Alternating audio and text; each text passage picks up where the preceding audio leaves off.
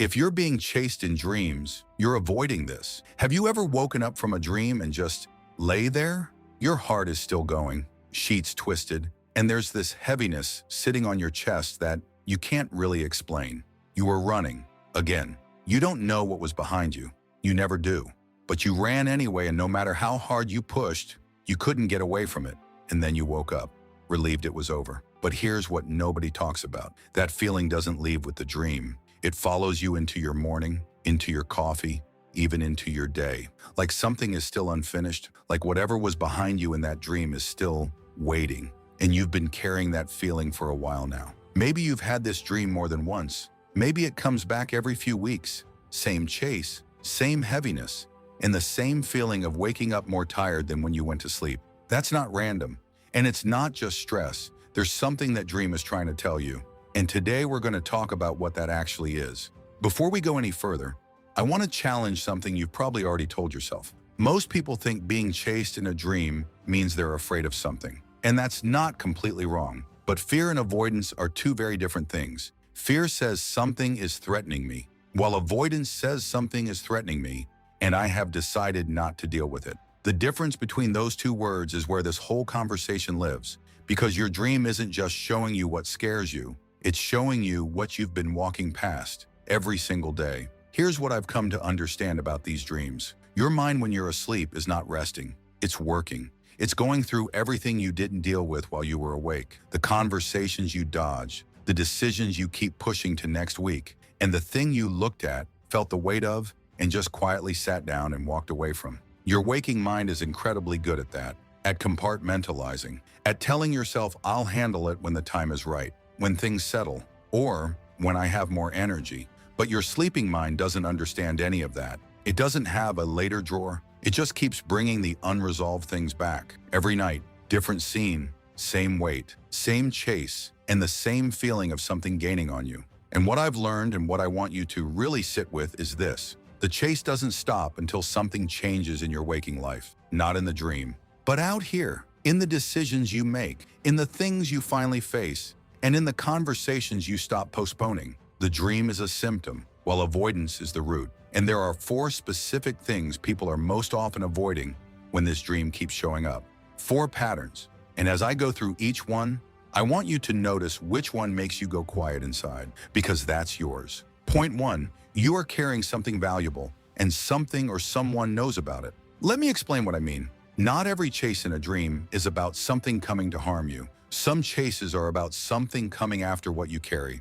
There's a difference between being hunted because you're a target and being pursued because you're a threat. Think about someone who has a genuine gift, not a small one, the kind that when they walk into a room, people feel it before they even speak, the kind that's been there since they were young, but has never fully been released because life got complicated, because people said the wrong things at the wrong time, and because somewhere along the way they learned that being too visible wasn't safe. So they stayed small, quiet, useful enough to get by, but never fully open. And at night they're being chased, not because something is trying to destroy them, but because the weight of an unlived potential is loud. It doesn't sit quietly, it follows you. And it shows up in your sleep because that's the only place you're not busy enough to drown it out. Here's the bold truth. If you've been given something real, something that has weight, purpose, and direction, there will always be a pressure that tries to make you believe it's safer to keep it locked away. That pressure shows up in life as procrastination, as self-doubt, and suddenly finding 100 reasons why now isn't the right time. And it shows up in your sleep as a chase. You're not running from danger. You're running from your own assignment. And the exhausting part, you can feel it. You've always been able to feel it. That pull towards something more that you keep talking yourself out of. The dream is just the version of that feeling your mind creates when you're too tired to argue with it anymore. Point 2, there is a situation in your life right now that you have decided to leave alone. Not ignore completely, just leave alone. You know it's there. You think about it sometimes, maybe more than sometimes, but you've made a quiet agreement with yourself that you're not going to touch it right now. It's not the right moment because things are too fragile and you don't want to make it worse. So you step around it every day, carefully, and it grows. That's what unaddressed things do. They don't stay the size you left them. They expand in the dark. They pick up weight. And your mind, even when you think you've successfully not thought about it, is tracking it, monitoring it, and holding it in the background like an open tab you never close. And at night, when all the other tabs are shut down, that one is still running. The chase in this case isn't a monster, it's the shape of that unaddressed thing, moving faster than you expected, closer than you thought it was. Here's what makes this pattern different from the others. It's almost never a dramatic situation.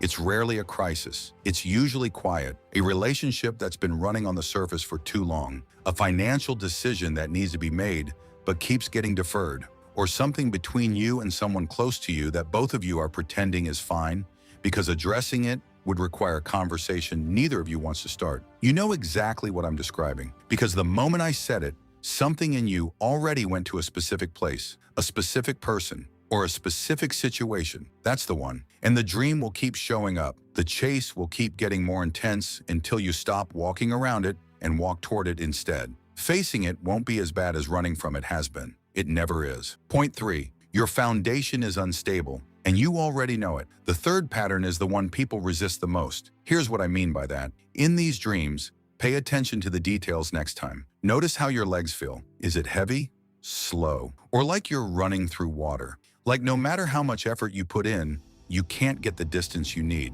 That feeling is not just a dream sensation. That's your body encoding something real, something it's been holding for a while now. When your life is out of balance, and I'm not just talking about money, I'm talking about your peace, your time, your energy, or the way you've been living, there is a weight that builds underneath everything. And during the day, you can manage it. You stay busy, stay productive, or you keep moving.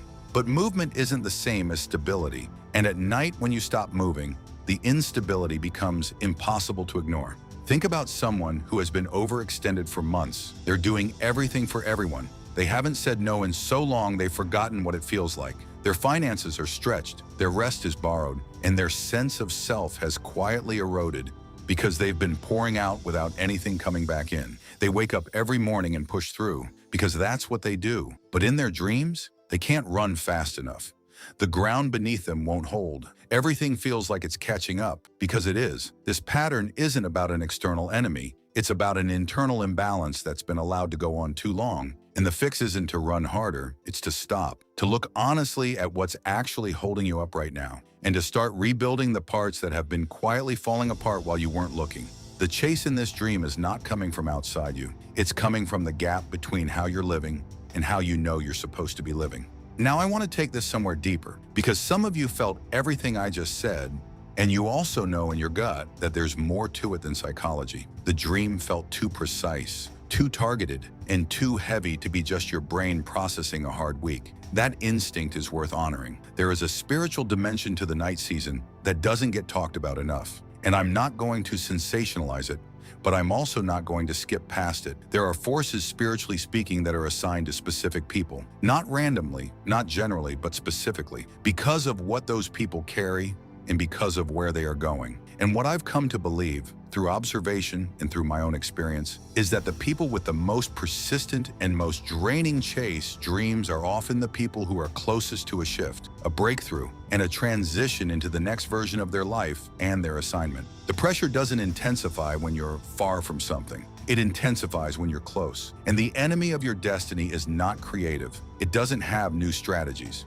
Its oldest and most consistent one is simply this: to make you run, keep you moving away from the thing you're supposed to move toward, and keep you exhausted enough that you never stop long enough to realize what you actually carry. The chase in the spirit is designed to wear you out, not to defeat you outright, just to keep you tired enough to stay small.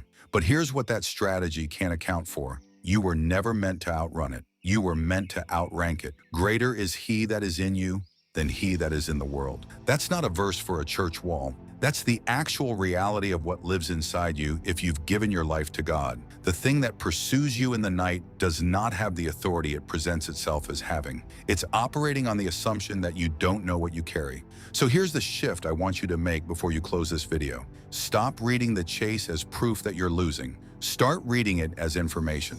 Empty vessels don't get chased. Directionless lives don't generate that kind of persistent resistance. The intensity of what's been following you in your dreams, in this season, and in the quiet moments when you're honest with yourself is not random. It's proportional. The weight of the opposition is almost connected to the weight of what's waiting on the other side of it. You are not a person being hunted because you're weak. You are a person being pressured because there is something ahead of you that something else does not want you to reach. Hold that differently. So the next time that dream wakes you up, don't just roll over. Sit with it for a moment and ask yourself honestly, which one was it? Am I running from something I've been called to step into? A gift, an assignment, or a level I keep talking myself out of? Is there a situation I've been carefully walking around that needs me to finally walk toward it? Is my foundation unstable and have I been moving fast enough to avoid admitting that? Or is there a spiritual pressure on my life and instead of running from it, do I need to stand in what I actually carry? Because the dream was never there to break you. It came to make you stop long enough to answer the question you've been too busy, too distracted, or too afraid to sit with. And that question is simple. Who are you when you finally stop running? If something in this landed for you today, don't rush past it. That feeling you have right now is pointing at something real. Follow it.